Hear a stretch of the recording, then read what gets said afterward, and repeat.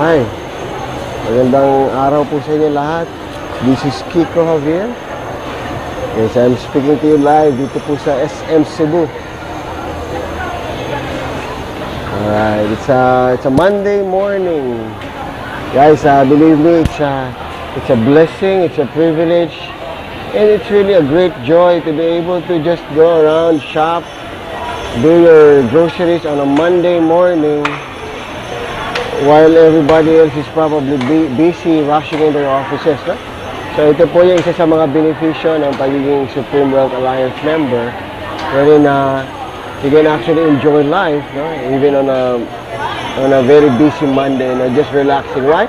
Because here in Supreme Wealth Alliance, we're just doing everything online on Facebook Live, no? Again, I'd like to speak to you about the licenses, no? Kaya po may marami po nagki-question about our legality, no? Is Supreme Wealth Alliance legal or is it a scam, no? Ano ba yung mga documents yan? Meron ba yung DTI? Meron ba yung SEC?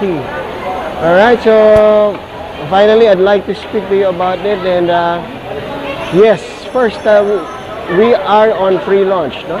And we are now securing, no? We are in the process of securing our offshore license, no? So hindi po tayo malilisensya dito sa Pilipinas because we are not a local company. We are an online company operating on cyberspace, okay?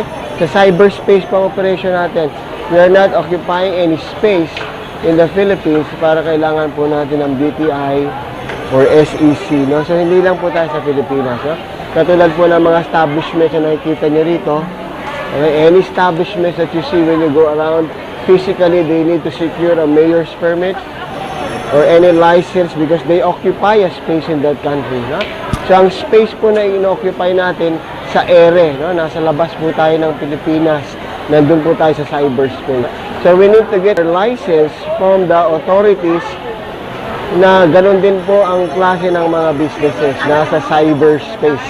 Okay, so we are actually securing our license, our incorporation papers sa isang offshore authorities, no? Sila po yung mga nagbibigay ng mga lisensya sa mga nasa online business. So don't worry about it. We're taking care of that and we will definitely come out with it on or before our grand launch on August 8, no? So wag po kayo mag-alala.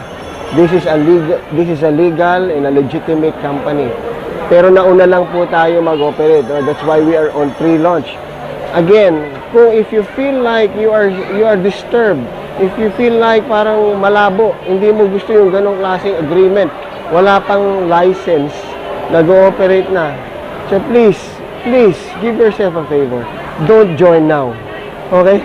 Don't join us now. Okay? Wait for everything to be furnished, no? Wait until ma-present namin sa inyo that we are a legitimate company already. So please, if you feel like hindi mo gusto yung ganong usapan, please, do yourself a favor, do us a favor as well, huwag ka muna mag-join. Okay, you just wait. Okay, but again, for those na hindi yun big deal, na?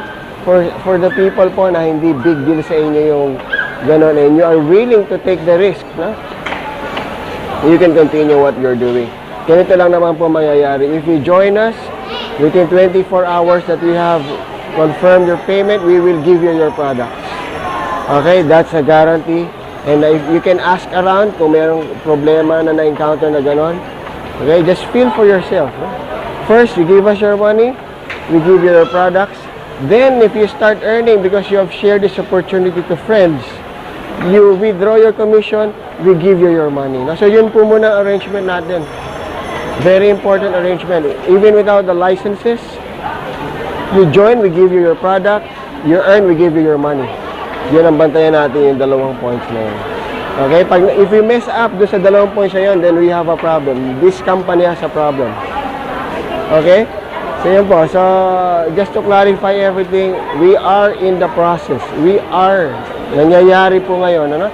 Sinasubmit na po natin yung all the requirements for us to be incorporated as a legal